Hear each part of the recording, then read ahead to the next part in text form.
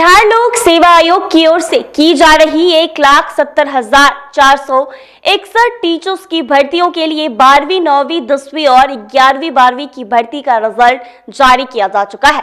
चुने गए कैंडिडेट्स को 30 अक्टूबर तक डॉक्यूमेंट्स की फोटोकॉपी अपलोड करने के लिए कहा गया है। इस बीच परीक्षा पास करने वाले कैंडिडेट्स की कामयाबी की कहानियां सामने निकल कर आ रही है। ऐसी ही एक कहानी मुजफ्फरपुर से सामने आई है। यहाँ के एक जोड़े ने एक साथ शिक्षक भर्ती परीक्षा पास किया है। पिता पेशे से किसान है। शादी के बाद चलता करियर थम जाने से जूझ रही लड़कियों में कुछ किस्से ऐसे भी होते हैं जो किताबी और सपने से लगते हैं। ममता के हिस्से भी कुछ ऐसा ही अच्छा परिवार आया। नीरज और ममता पहले से टीचर है, लेकिन अब 12वीं तक के टीचर बने हैं। नौकरी के साथ उनके 2 बच्चों की मां होने के बावजूद पढ़ाई करना और तैयारी कर पाई है, ये बहुत बड़ी बात है।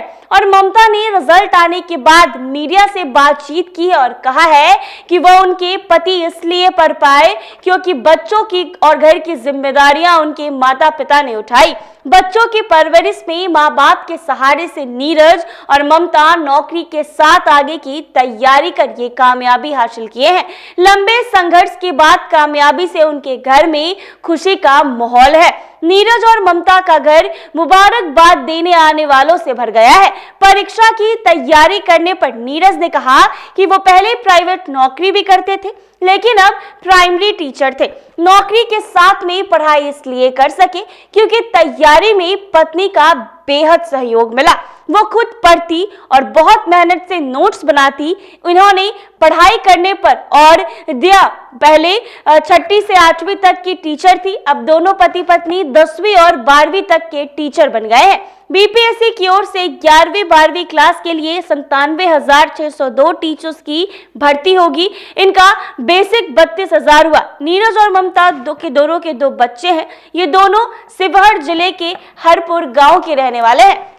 आपको बता दें कि ये दोनों पति पत्नी पहले प्राइमरी के टीचर थे।